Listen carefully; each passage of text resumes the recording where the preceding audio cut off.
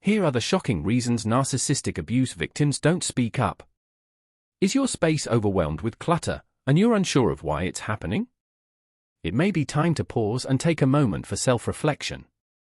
Experiencing narcissistic abuse can leave your mind clouded with guilt, confusion, and anxiety, making it difficult to maintain control over your environment. After dealing with the chaos created by others, focusing on your own surroundings can feel overwhelming. In this episode, we'll explore why those who have endured narcissistic abuse often struggle with organizing and cleaning their spaces. If you're ready to break free from the cycle of disarray and transform your environment into a sanctuary of calm, you're in the right place.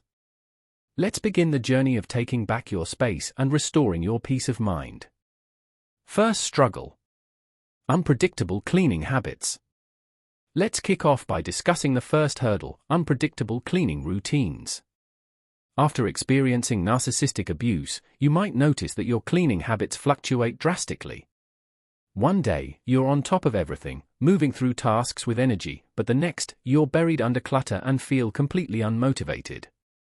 This inconsistency can make it harder to build a steady routine, keeping you stuck in a cycle of frustration.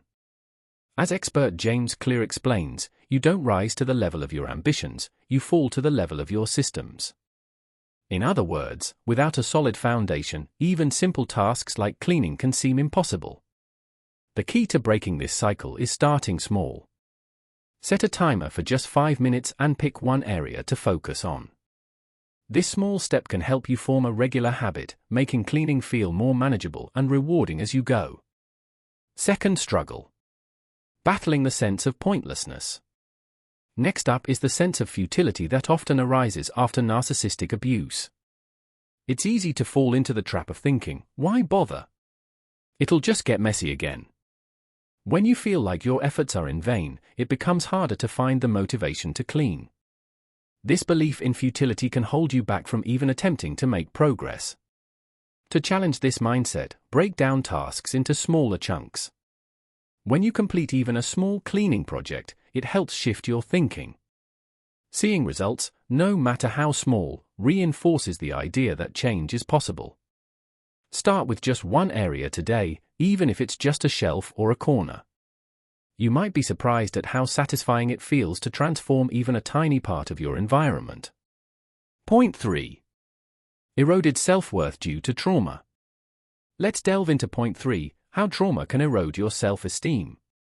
Experiencing narcissistic abuse can deeply influence the way you see yourself, making even simple tasks like cleaning seem overwhelmingly difficult. According to celebrated therapist Brené Brown, you are imperfect, you are made to struggle, yet you are deserving of love and a sense of belonging. It's essential to remember that self-care isn't limited to cleaning, it involves affirming that you have the right to a nurturing and positive space around you. A useful suggestion: try small, purposeful actions to help rebuild your self-worth. Always keep in mind that your life has value, and you deserve to live in an environment that makes you feel peaceful and content. Point 4. Fear of taking responsibility. Now, let's move on to point 4, the apprehension about taking responsibility. For those who have endured narcissistic abuse, tackling cleaning can be an overwhelming task because it represents regaining control over your surroundings. This is particularly daunting if you've been in situations where your feelings and boundaries were routinely disregarded. Psychiatrist Dr. Judith Orloff points out, to heal from emotional wounds, you must reclaim your space and your identity. Therefore, cleaning is not just about removing clutter, it's a powerful step toward regaining your personal power, which is truly invaluable. Point 5. The trap of comparing yourself to others. Let's explore point 5, the challenge of constantly comparing yourself to others. If you've experienced narcissistic abuse, you may find yourself avoiding cleaning because seeing others' seemingly perfect spaces makes you feel inadequate. Just one glimpse of a tidy, well-maintained home can trigger feelings of failure and dissatisfaction. Life coach Marie Forleo aptly puts it, comparison robs you of your joy. Rather than motivating you to get started, this mindset can leave you feeling overwhelmed and stuck in a cycle of negativity. To break free from this cycle, focus on your personal achievements. Celebrate each step forward by setting goals that recognize your growth and progress, rather than measuring your worth against others' standards. Point 6. The pressure of perfection. Now, let's turn to point 6, the burden of perfectionism. After enduring narcissistic abuse, the sight of a disorganized space can feel like an insurmountable challenge. The pressure to transform everything at once, driven by the belief that your environment must be flawless, can lead to paralysis and inaction. As motivational speaker Mel Robbins wisely states, you don't have to be perfect to start, but you must start in order to become exceptional. Rather than trying to achieve perfection from the outset, break down the cleaning task into manageable parts. Tackle a single room or even a small section, and remember that steady, incremental progress is more important than aiming for perfection right away. Point 7. The lack of assistance. Let's talk about point 7, the feeling of being unsupported. After enduring narcissistic abuse, many people feel isolated, overwhelmed by chaos around them, with no one to turn to for help. Even the simplest cleaning task can feel like an impossible feat. It's like trying to assemble complex furniture without any guidance, frustrating and disheartening. As Dr. Ann Brown wisely advises, you don't have to carry the weight alone. Asking for help is a form of strength. Finding even one person, whether it's a friend or a member of a supportive community, can significantly lighten the load. Having someone to share the responsibility with can motivate you to take those first steps toward organizing and restoring order to your surroundings. Point 8. Shifting priorities. Moving on to point 8, conflicting priorities. After experiencing narcissistic abuse, it's natural to place emotional healing above everyday tasks like cleaning. You might feel that addressing your inner turmoil should come first, and that's completely understandable. As psychologist Dr. Judith Orloff emphasizes, caring for yourself is essential, not selfish. While it's important to honor your emotional process, remember that a cluttered environment can also weigh heavily on your mental well-being. A practical tip: when you're ready, tackle small, achievable cleaning tasks. Even spending a few minutes organizing can create a more peaceful space, supporting both your emotional healing and mental clarity. Point 9. Buried under material possessions. Let's explore point 9, the weight of too many possessions. After experiencing narcissistic abuse, the clutter around you can feel like a reflection of the chaos in your mind.